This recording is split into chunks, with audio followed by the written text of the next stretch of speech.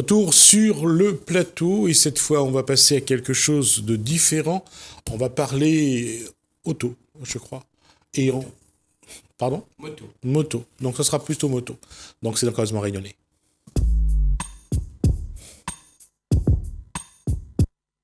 Et pour celui qui il est venu avec son casque un peu traditionnel, on va dire. Bonsoir Eric Marcelli. Bonsoir Gismi. Alors là, on va parler moto et les inconvénients actuels que subissent un grand nombre d'auto-écoles. Oui, exactement. Subissent les auto-écoles du Sud notamment, par un manque de places d'examen. Alors, d'abord, qu'est-ce qui explique ce manque de place ? Il y a autant de monde qui veulent passer leur permis ou aujourd'hui la structure a évolué différemment ? Mais ce qu'il y a surtout, c'est que dans le Sud, la population a beaucoup augmenté.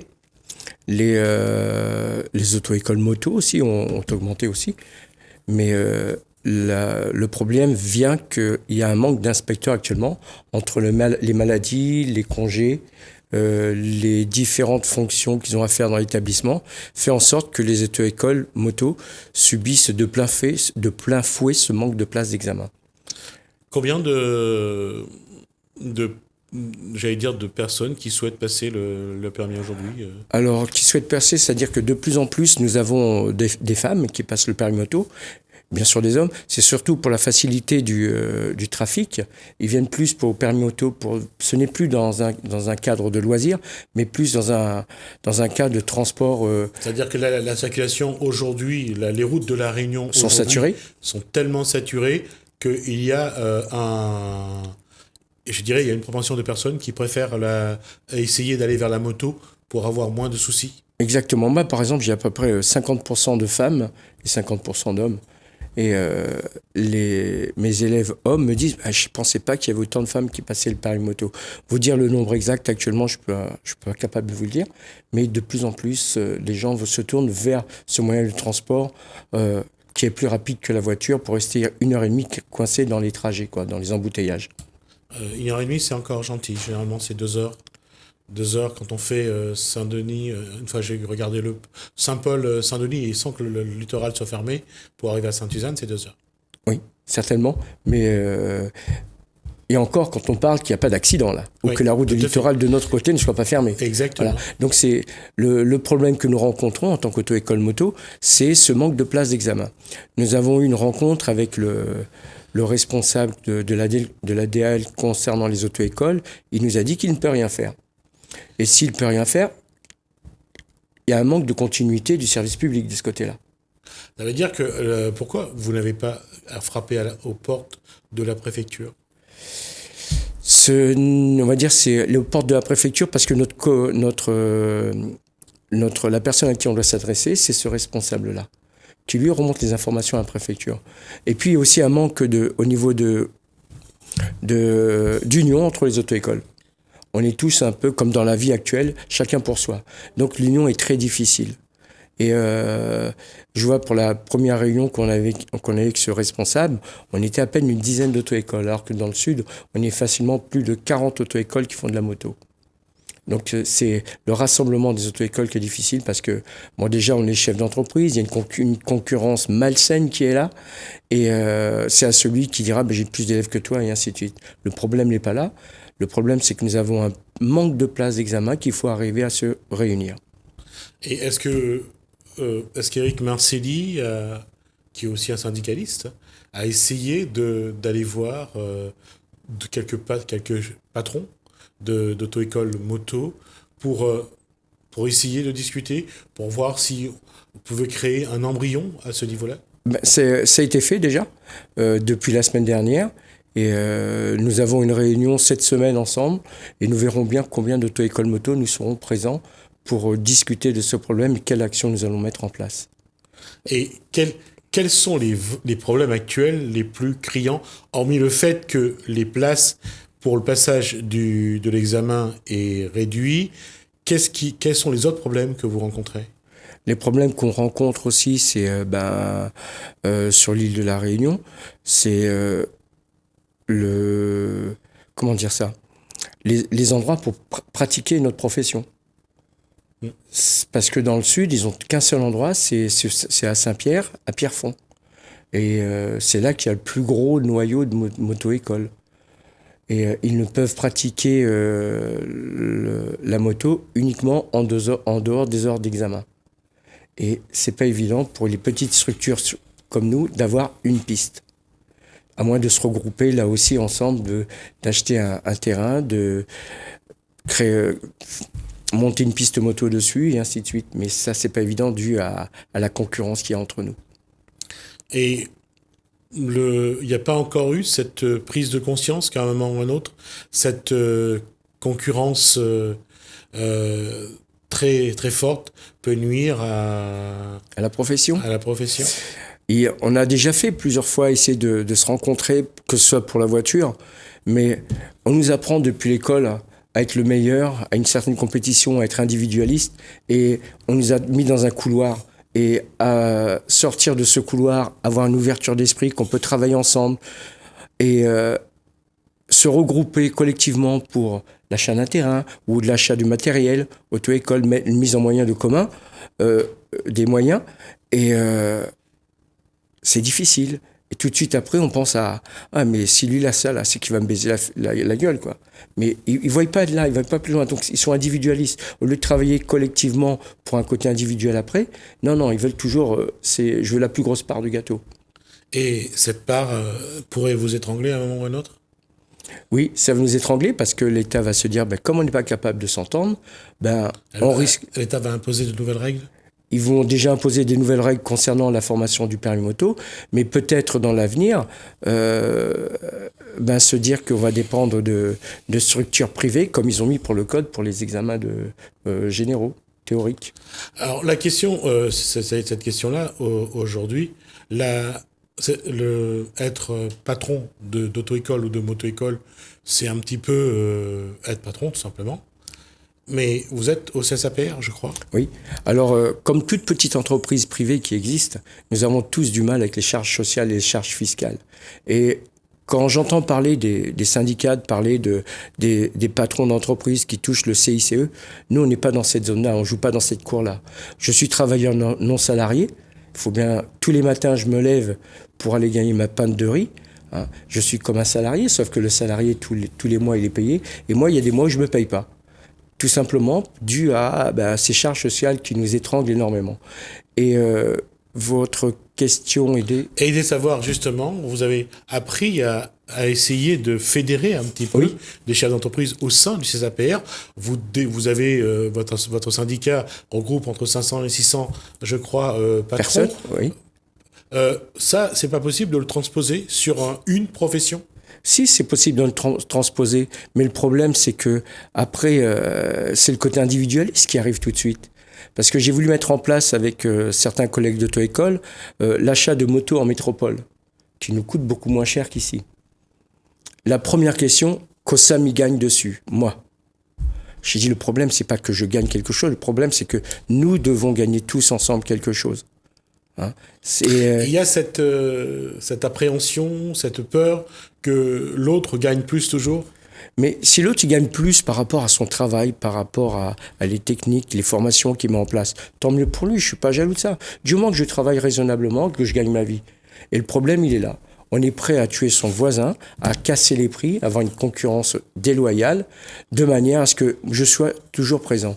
On a vu ça avec les auto-entrepreneurs auto-écoles qui se sont créés sur La Réunion et qui se sont rendus compte que les charges sociales les tuent. Donc certains sont venus en tant que salariés pour gagner mieux leur vie.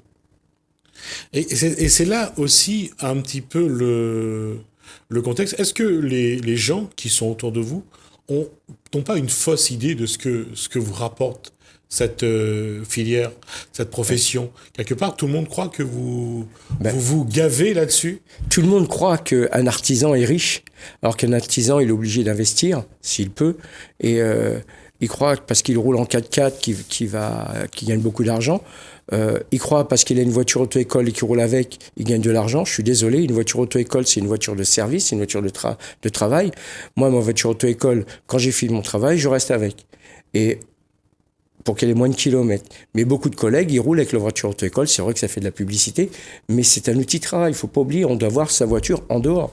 Non, nous ne gagnons pas beaucoup d'argent parce que sur une leçon de conduite, il reste à peine, si vous avez un salarié, il vous reste à peu près entre 5 et 7 euros de bénéfices, à condition qu'il n'y ait pas d'erreur.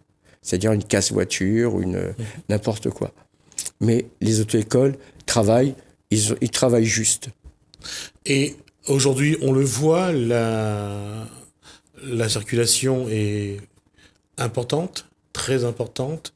Là, il y a de plus en plus d'embouteillages. Et là, avec les fêtes de fin d'année qui arrivent et les courses qui vont se multiplier, les routes vont être saturées, asphyxiées. Donc, la moto, je ne sais pas si, je ne vais pas faire de la pub pour la moto, mais je vais poser la question quand même aujourd'hui, pourquoi la moto par rapport à la voiture? Pourquoi c'est chez ceux qui veulent devenir motards qu'il y a des problèmes pour passer le permis, alors qu'il n'y a pas le même souci, je pense, pour ceux qui veulent être au volant d'une voiture?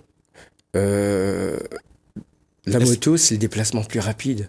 Et puis, c'est un moyen de liberté aussi.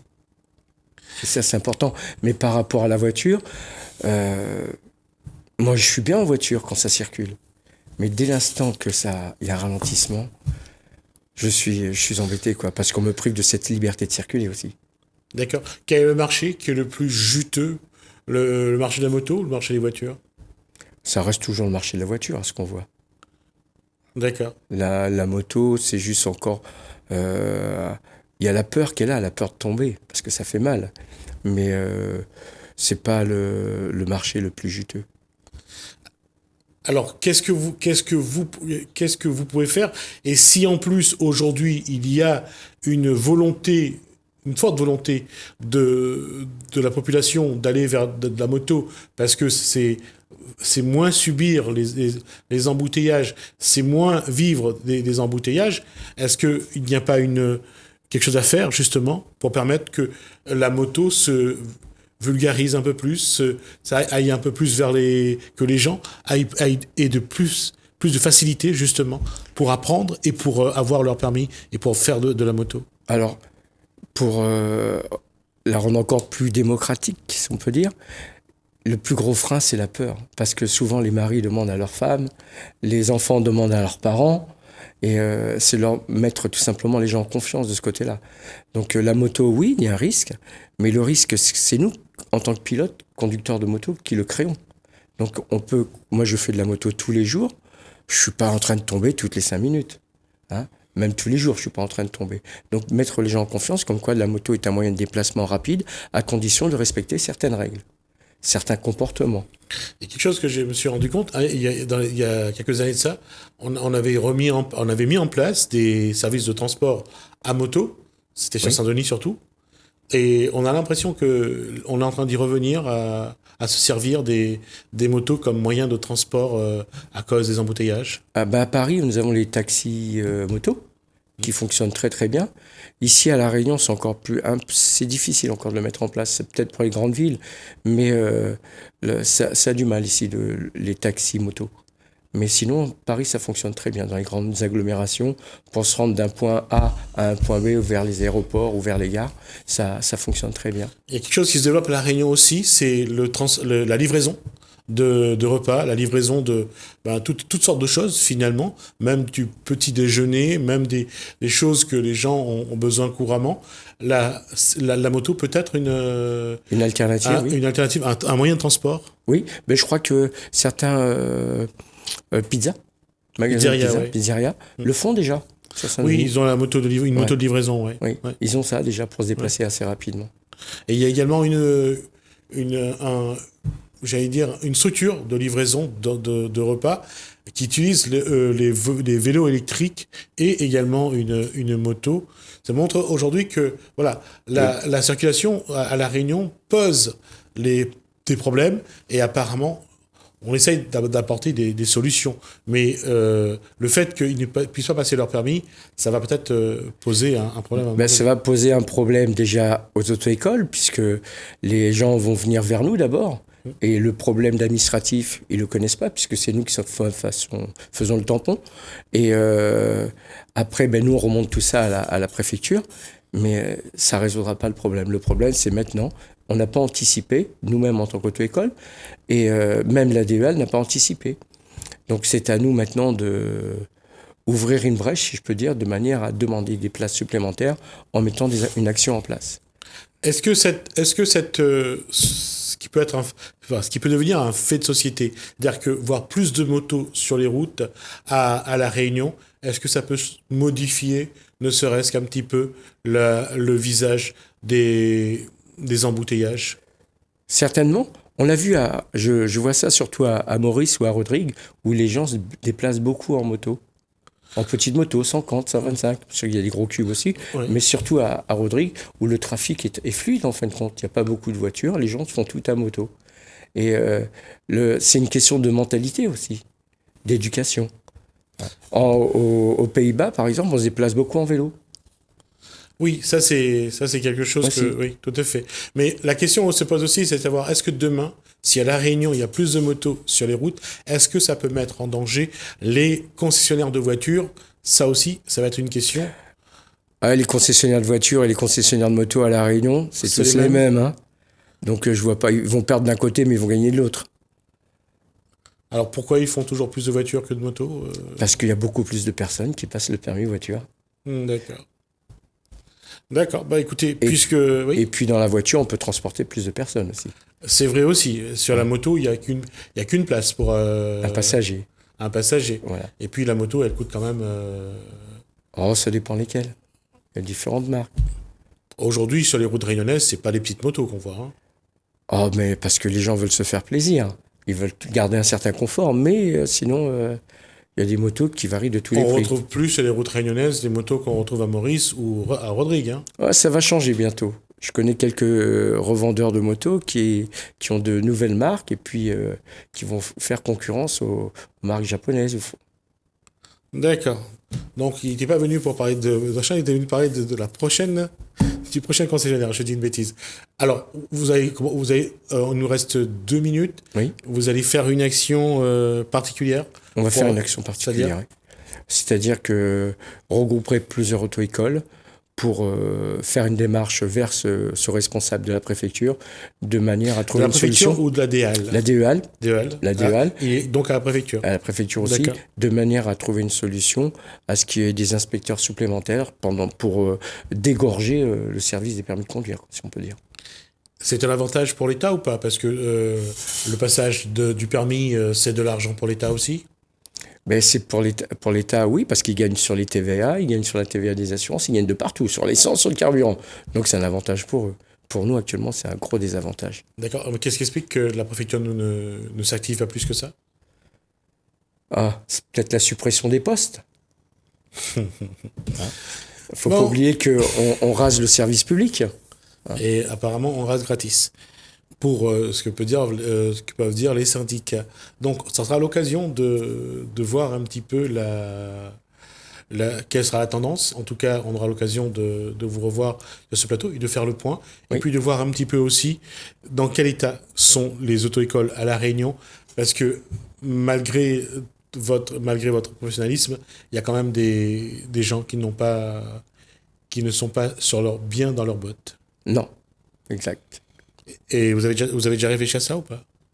Ben, il faudra trouver la solution pour ces gens-là. Et comme on a un pays où le soleil se lève pour tout le monde.